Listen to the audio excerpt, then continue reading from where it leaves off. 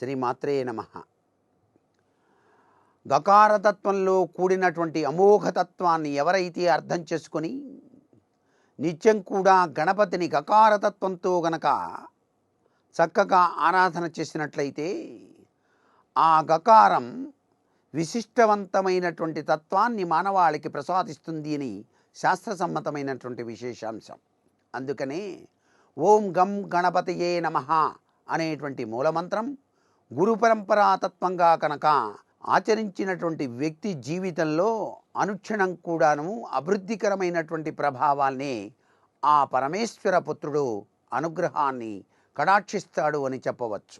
అలాగే గాం గీం గూం గౌం గం గహ అనేటువంటి ఆ మంత్రరాజల్లో దాగిన పరమార్థాన్ని అర్థం చేసుకొని ఎవరైతే నిత్యము కూడాను పారాయణ చేస్తారో ఆ వ్యక్తికి విశిష్టవంతమైనటువంటి కీర్తి ప్రతిష్టలు, అనుకున్న పనులన్నీ కూడాను అనుకున్నట్టు నెరవేరేటువంటి విశిష్ట లక్షణం, ఐశ్వర్యం, అదృష్టం ప్రసాదించటానికి గణపతి ఉపయుక్తుడవుతాడు అని కూడా మనకు శాస్త్రంలో దాగిన పరమ నిగూఢ రహస్యం.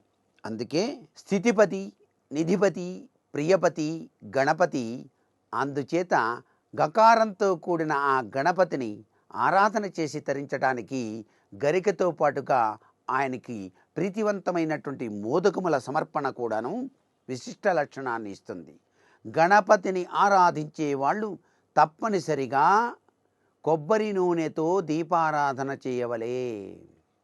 కొబ్బరి నూనెతో కనుక దీపారాధన చేసి 5 ఒత్తుల ప్రమిదలో కనుక కొబ్బరి నూనె వేసి చక్కగా కనుక దీపారాధన చేసిన తదుపరి గకార మంత్రాన్ని అనుష్ఠానం చేసి గణపతి యొక్క అష్టోత్తర శతనామావళిని చదివి చక్కగా ఆ స్వామికి బెల్లం మొక్కతో పాటుగా మోదకములు గనక నైవేద్యంగా సమర్పించినట్లయితే సర్వకార్య సిద్ధి, విజయ సిద్ధి, అభివృద్ధికరమైనటువంటి ప్రభావాలతో మానవుడు జీవించడానికి ఆస్కారవంతమైనటువంటి తత్వచింతన ఈ యొక్క గణపతిలో దాగిన పరమ రహస్యతత్వంగా మనం గ్రహిస్తూ ఆ గణపతిని ధ్యానం చేసినట్లయితే వక్రతుండ మహాకాయ కోటి సూర్య సమప్రభ నిర్విఘ్నం కురు మే దేవ సర్వకార్యేషు సర్వదా అంటూ మన పనులన్నీ కూడా నిర్విఘ్నంగా నెరవేరటానికి సాక్షీభూత దైవం క్షిప్రప్రసాద అంటే